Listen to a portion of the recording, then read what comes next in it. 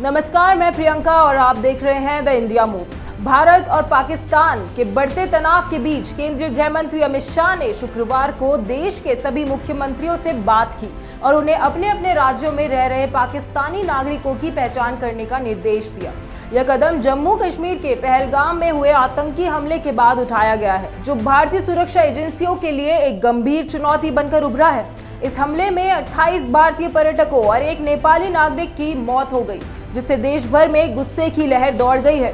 गृह मंत्री अमित शाह ने सभी मुख्यमंत्रियों से कहा कि वे अपने अपने राज्यों में रह रहे पाकिस्तानी नागरिकों की सूची तैयार करें और उसे केंद्र सरकार को भेजें, ताकि उनके वीजा तुरंत रद्द किए जा सकें और उन्हें भारत से बाहर भेजा जा सके।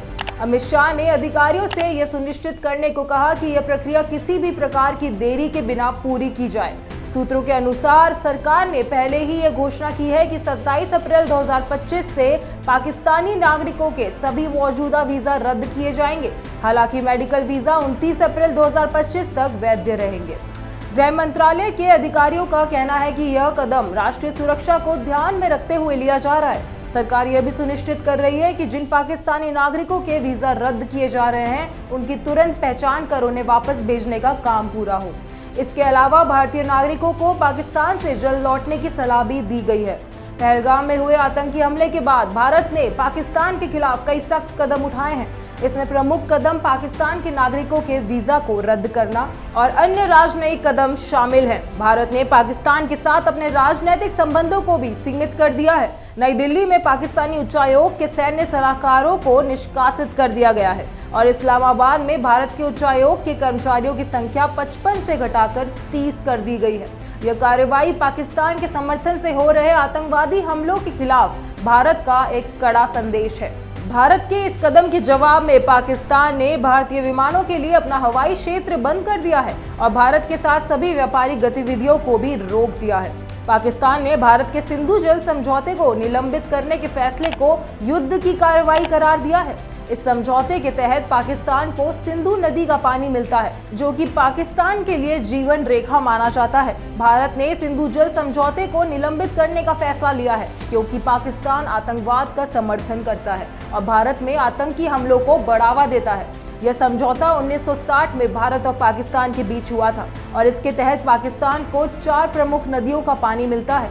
भारत का कहना है कि पाकिस्तान इस समझौते का उल्लंघन कर रहा है और आतंकवाद को बढ़ावा देकर वह इस जल स्रोत का इस्तेमाल करने का कोई अधिकार नहीं रखता है। गृह मंत्री अमित शाह ने सभी राज्यों के मुख्यमंत्रियों से अपील की है कि वे इस कड़े फैसले को प्राथमिकता दें और अपने अपने राज्यों में कानून व्यवस्था बनाए रखें। उन्होंने कहा है कि ये समय एकजुटता का है और देश की सुरक्षा को सर्वोपरि रखा जाना चाहिए। शाह ने यह भी कहा है कि पाकिस्तान से संबंधित मुद्दों में देरी नहीं होनी चाहिए और इस मामले में केंद्र और राज्य सरकारों के बीच तालमेल होना चाहिए।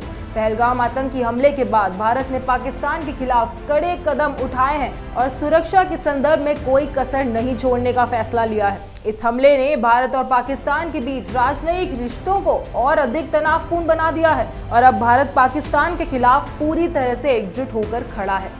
देशवासियों का गुस्सा इस हमले को लेकर जायज है और सरकार ने उनकी भावनाओं को ध्यान में रखते हुए त्वरित कार्रवाई की है। अब देखना तो ये होगा कि पाकिस्तान इस पूरी स्थिति पर कैसे प्रतिक्रिया करता है और क्या भारत के कड़े कदमों से आतंकवाद के खिलाफ पाकिस्तान की नीति में बदलाव आएगा या नहीं। ऐसी और खबरों के लिए देखते रहिए द इंडिया मूव्स।